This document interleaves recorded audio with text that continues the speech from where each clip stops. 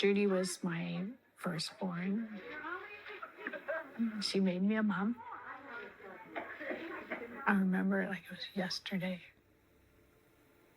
It was the happiest time of my life. Franklin County Sheriff's Office, can I help you? A guy just set a woman on fire. A guy set what on fire? A guy just set a woman on fire. I can't help myself. I don't mean to break down. I'm sorry. My name is Judith Malinowski, and I am ready to testify.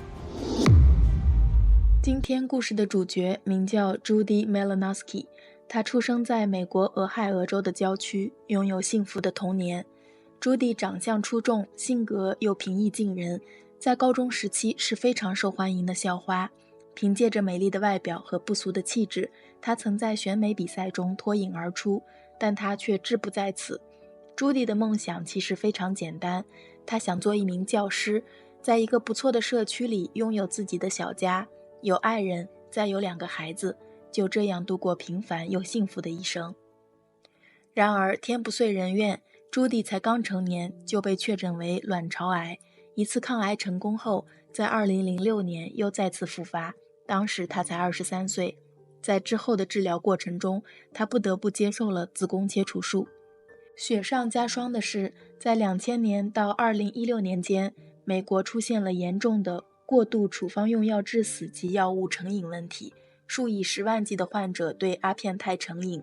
这是一种类似于鸦片的物质，在医院被广泛用于止痛治疗，朱迪就是其中的一个。在拿不到处方后，他转向了海洛因，但他很快就意识到自己的毒瘾对家人，尤其是自己的2个年幼的孩子造成了严重的伤害。于是他下定决心戒毒，他把2个孩子托付给妈妈邦尼照顾，自己则住进了戒毒中心，专心和毒瘾做斗争。就在他几乎已经戒掉了毒瘾的时候，他遇到了 Michael Slager。 在 Slager 甜言蜜语的攻势下，朱迪在2015年5月9日和他确认了恋爱关系。此时距离朱迪被这个男人点火焚烧仅仅还剩不到3个月。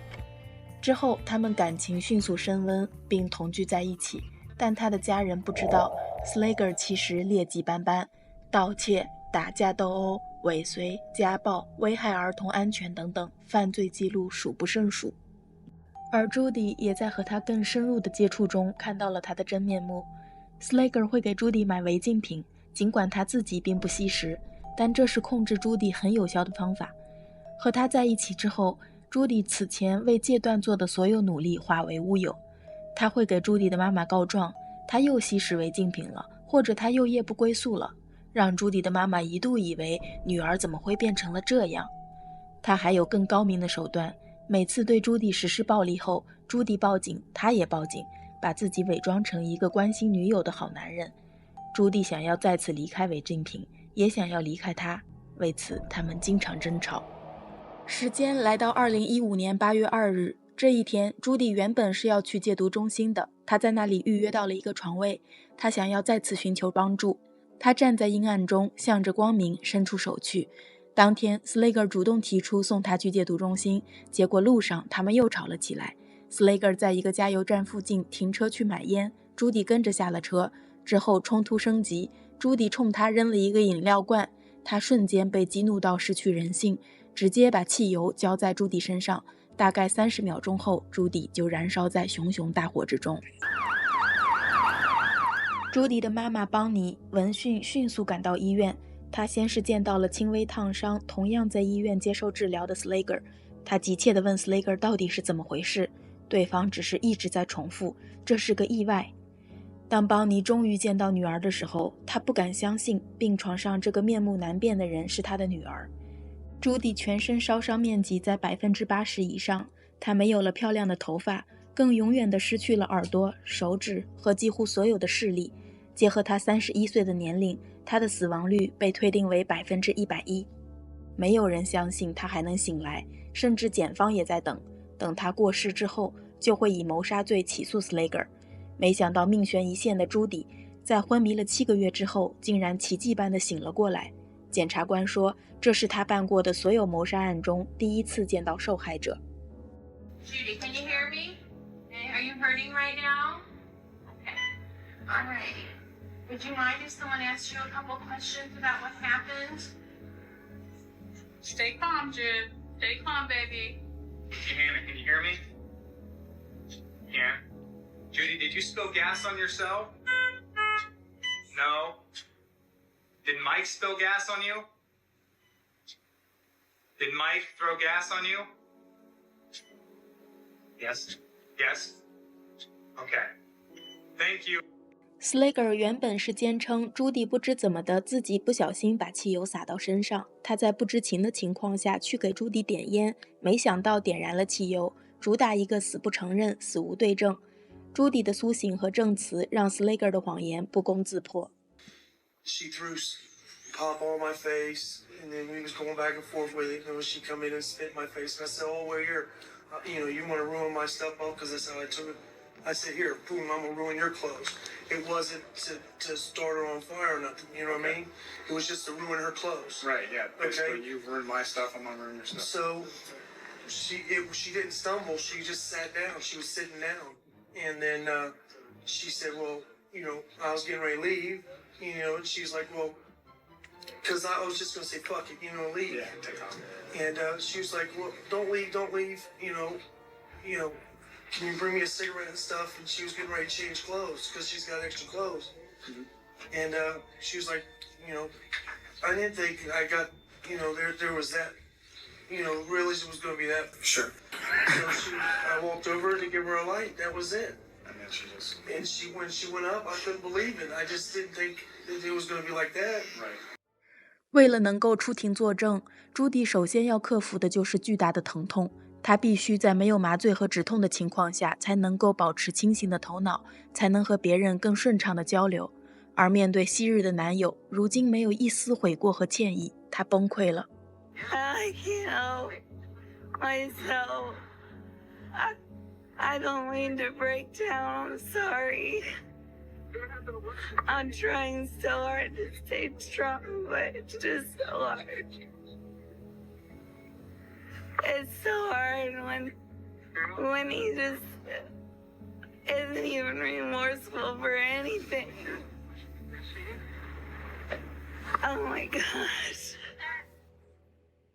然而，就算他克服了身体上的疼痛，他还有一关要过。他作为史上第一个要出庭作证的谋杀案的受害人，没有前例可循，能否出庭还是个未知数。Slager 的律师团队会尽一切所能阻止他出庭，因为他们知道，一旦朱迪的声音被大家听到，他们就几乎没有胜算了。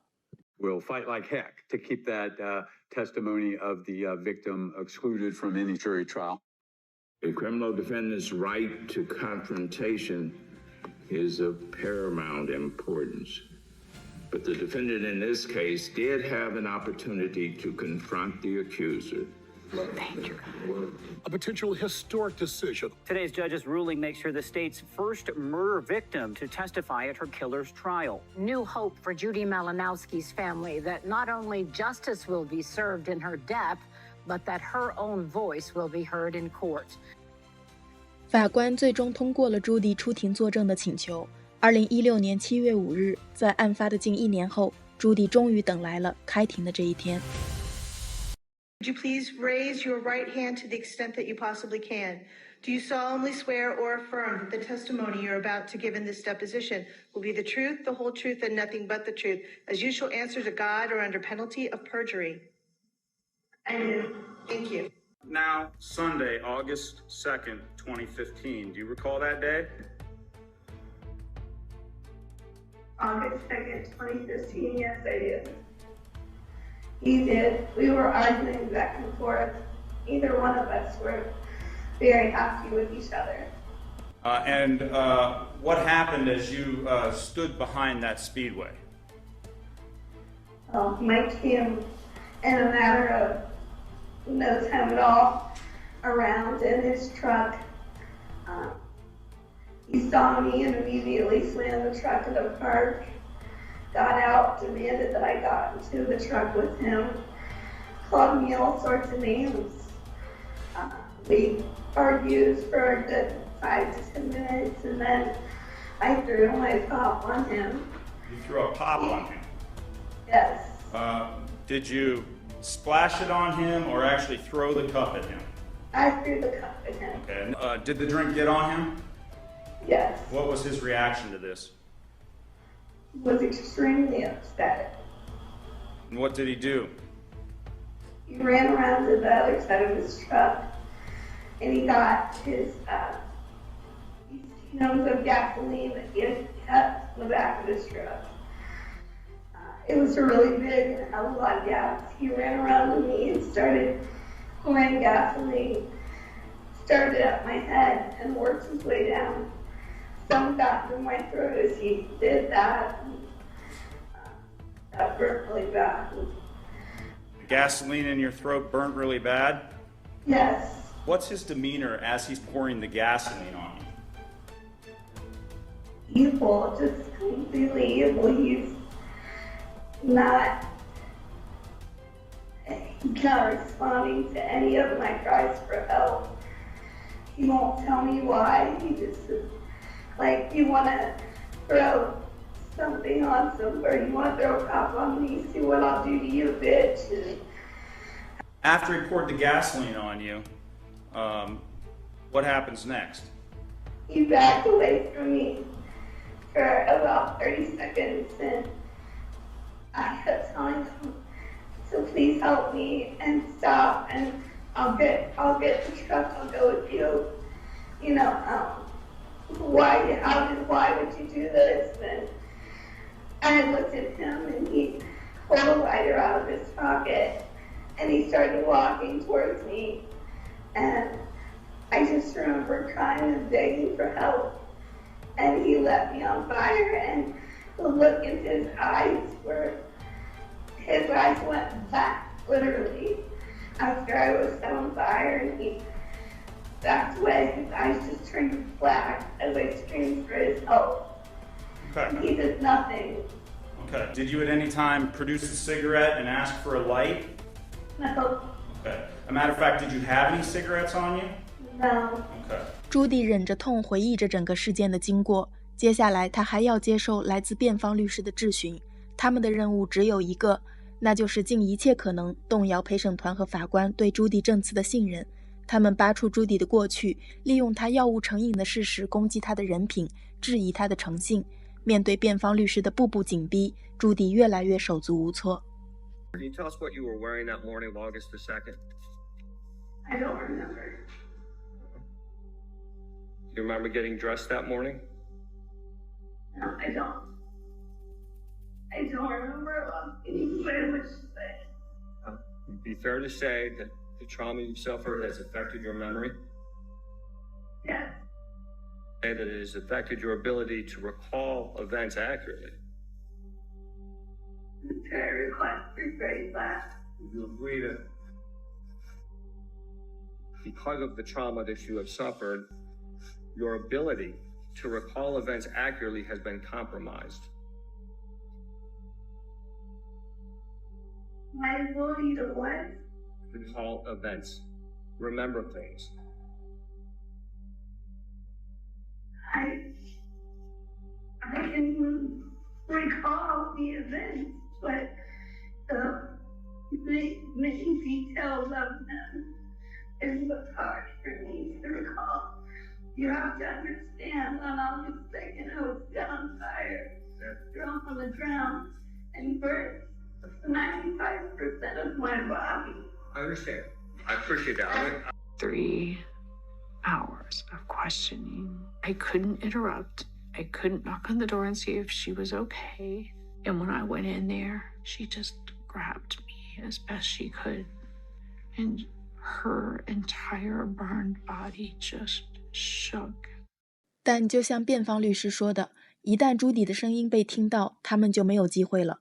如果谋杀罪成立， Slager 面临的可能是无期徒刑，也有可能是死刑。由于他自始至终没有表现出任何忏悔和歉意，朱迪的家人和检方都想要追求 Slager 的死刑判决，但朱迪还是放了他一马。他想要证明自己和他不是一种人。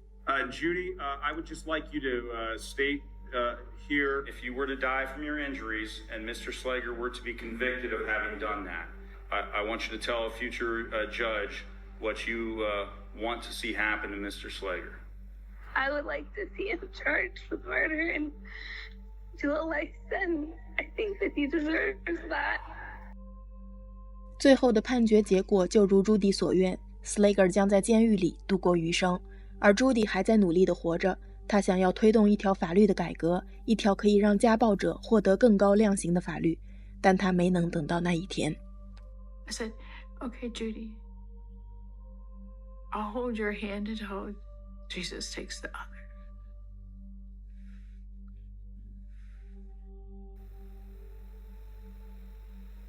She was gone.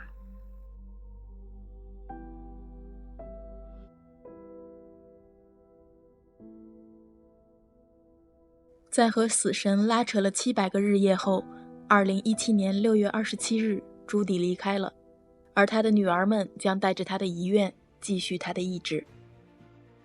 My mom taught me that you could stand up to anybody.